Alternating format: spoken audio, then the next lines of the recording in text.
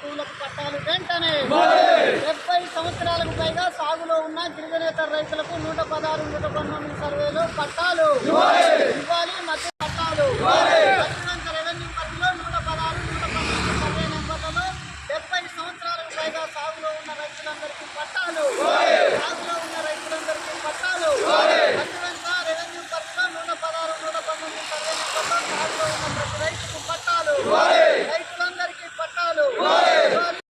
ఏమైనా మిత్రులారా, మధ్యవంత గ్రామానికి 100 ఏళ్లకు పైగా చరిత్ర ఉంది.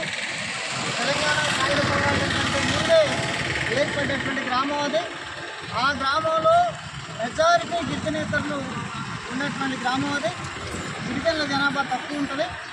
అట్లాంటి గ్రామంలో 2 సర్వే నెంబర్లు మొత్తం గ్రామంలో ఉన్నటువంటి భూమిలో సగానికి పైగా 116, 119 సర్వే నెంబర్లలోనే ఆ భూములు ఉన్నాయి. ఆ భూముల్లో సేద్యంలో ఉన్నటువంటి రైతులు ప్రధానంగా కొంతమంది గిరిజనేతరులు అయినటువంటి ప్రధానంగా బీసీలు, మైనారిటీలు, ఎస్సీలు ఆ భూముల్లో దాదాపు 70 సంవత్సరాలకు పైగా సాగు చేసుకుంటూ సేద్యంలో ఉన్నారు.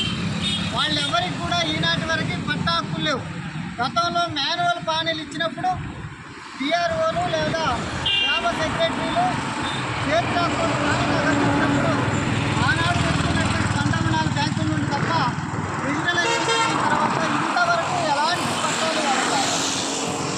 పైగా అప్పుడెప్పుడో తీసుకున్నటువంటి లోన్లు కూడా గవర్నమెంట్ ల్యాండ్ కాబట్టి రుణమాఫీ కూడా వాళ్ళకు వర్తించినటువంటి ఒక పరిస్థితి ఉన్నది.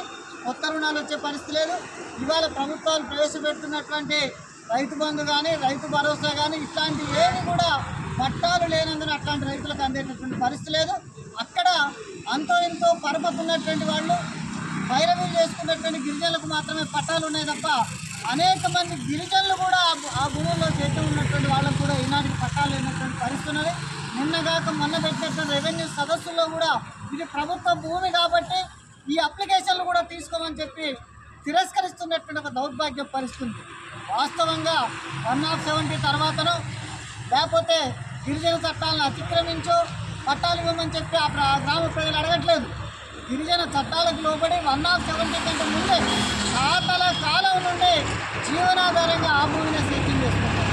ఈరోజు ఆ భూముల్లో ఎన్నుకున్న గిరిజనేతలు అంటే గిరిజనేతరులకు ఇతర పట్టా భూములు కూడా లేవు కాబట్టి వాళ్ళని తొలగించకుండా ఆ భూముల్లో ఉంచుతారు. కానీ వాళ్ళకి ఎలాంటి పట్టాలు ప్రభుత్వం ఇవ్వట్లేదు. ఇప్పటికైనా ఈ ధర్నా ఉద్దేశం ఖచ్చితంగా కలెక్టర్ గారు జోక్యం చేసుకోవాలి. ఆ ఊరు ఎప్పుడు పుట్టింది, ఆ ఊరు రైతులు ఎప్పటి నుంచి సేద్యం చేస్తారు. గిరిజన చట్టాల కంటే ముందు నుంచి సేద్యంలో ఉన్నటువంటి రైతులకు గిరిజనేతరులకు కూడా 116, 119 సర్వే నెంబర్లో ఖచ్చితంగా పట్టాలు ఇవ్వాలని చెప్పి అర్హులైన గిరిజనులకు కూడా పట్టాలు ఇవ్వాలని చెప్పి మేము డిమాండ్ చేస్తున్నాం. ఎంఆర్ఓ గారిని అడిగితే పైన కలెక్టర్ గారు జోక్యం చేసుకుంటే వాళ్ళు ఏమైనా కలుపుకుంటే ఇవ్వచ్చు, మేము ఇచ్చే అధికారం లేదు, మరి మీరు ఇంతకాలం ఎందుకు చేసుకోలేదు అని చెప్పారు. 74, 70 నుంచి కూడా ఆనాడు భూమి శిస్తు ఉన్నటువంటి రోజుల్లో ఎన్టీ రామారావు వచ్చిన తర్వాత భూమి శిస్తు రద్దయింది. అప్పటి వరకు రకం కట్టినటువంటి పుస్తకాలు, రకం కట్టినటువంటి రసీదులు కూడా ఈనాడు రైతుల దగ్గర ఉన్నాయి. అవన్నీ కూడా మరి అక్కడ ఉన్నటువంటి అడంగల్లో ఈ భూముల రికార్డు అంతా కూడా ఉంది. వాటి కలెక్టర్ గారు జోక్యం చేసుకొని ఖచ్చితంగా మధ్యవంత రైతులకు న్యాయం చేయాలని చెప్పి వాళ్ళందరికీ కూడా ఎవరైతే సేద్యంలో ఉన్నారో గిరిజనేతరులు సర్వే చేసి వాళ్ళందరికీ పట్టాలు ఇవ్వాలని చెప్పి డిమాండ్ చేస్తున్నాం.